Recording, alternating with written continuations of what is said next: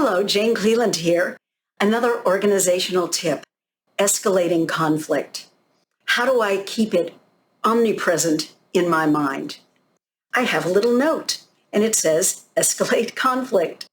I keep it right by my monitor where I see it when I'm working because every sentence has to ratchet up the conflict, the tension, the drama, the intrigue. Everything has to create additional urgency.